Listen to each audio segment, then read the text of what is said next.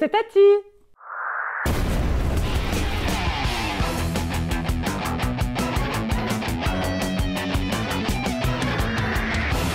Salut, je m'appelle Jonas, je suis Mon Chat et Moi sur Instagram et Mon Chat et Moi 4 sur TikTok. Je suis réalisateur de métier dans la beauté, la mode et la musique sur le digital. Et depuis maintenant 1 an, je suis créateur de contenu sur les réseaux sociaux, majoritairement sur TikTok et Instagram. Un petit short en jean qui a déjà fait 3 étés. Je suis en culotte, le mec est venu en culotte. Parle-nous de ta tenue du jour. Bah, je suis en culotte, littéralement. J'ai un petit t-shirt noir assez basique avec une petite rose, des chaussettes blanches avec un super emoji et des baskets qui étaient blanches avant mon festoche de ce week-end. Les tatouages, c'est une de mes meilleures amies qui a pratiquement fait tous les tatouages que j'ai sur le corps et j'en ai beaucoup. Il y en a beaucoup qui sont cachés. Les bijoux, je les ai achetés en Grèce et ça, c'est mon mec qui me l'a offert aussi.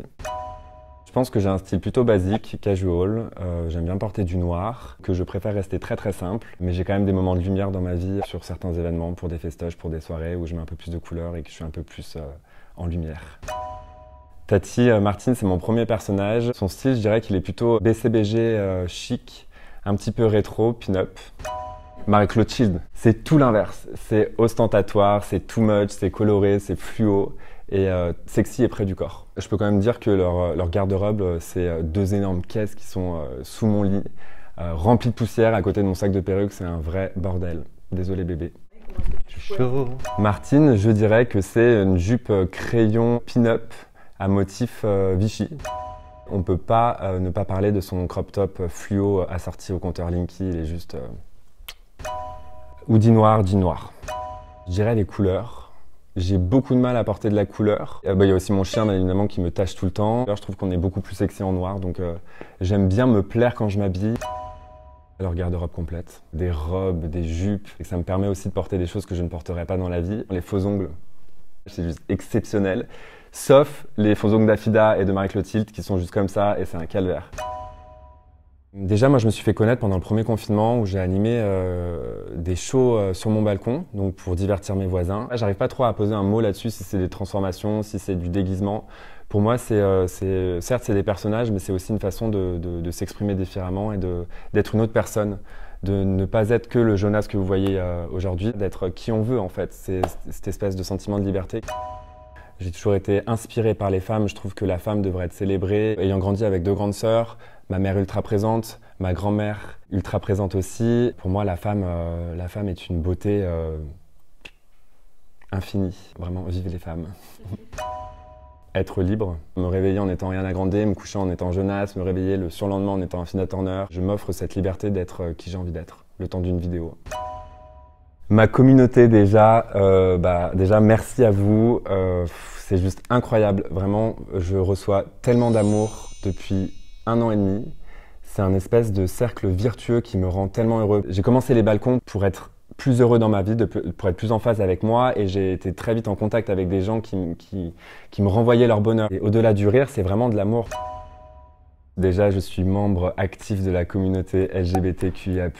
Mes vidéos mettent en lumière cette communauté et la pluralité de cette communauté.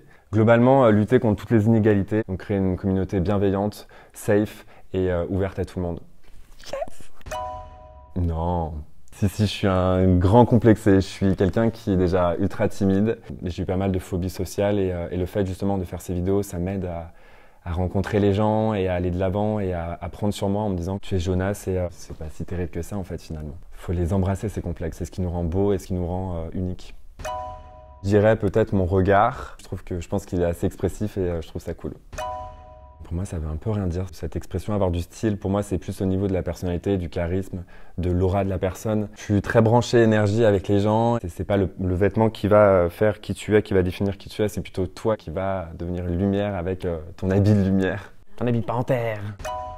Le fait de se dire qu'il y a des années, les gays portaient des slims très très près du corps et les hétéros étaient plutôt sur des pantalons baggy et que ça a complètement tendance à s'inverser. Et je trouve ça génial que la mode se dégenre au maximum et que ce ne soit plus lié à une sexualité. Je rêverais surtout d'avoir une collection de paires de lunettes incroyables, mais à chaque fois que j'essaye une paire de lunettes, c'est juste un enfer. Elles sont toujours tordues et rien ne me va. J'aimerais avoir une collection de paires de lunettes où que je peux matcher avec mon outfit, mais c'est absolument pas possible. J'y vais surtout pour les manteaux. Il y a une veste en fourrure synthétique que j'ai achetée à New York il y a des années de ça. Et il y a aussi une veste vintage Adidas bleu électrique qui est juste incroyable, que je continue à porter parce qu'elle fait tout un look. Bonjour les hommes. Coucou. Écoute, je dirais soyez libres, vraiment. Soyez libre d'être qui vous avez envie d'être, de porter ce que vous avez envie de porter et respectez les autres, aimez-vous, viens on s'aime. Acceptez le côté féminin qu'ils ont en eux parce que ça n'enlève rien en ta masculinité et en ta virilité d'avoir ce côté féminin. En fait, on a les deux en nous, quoi, c'est tout. On est juste humain.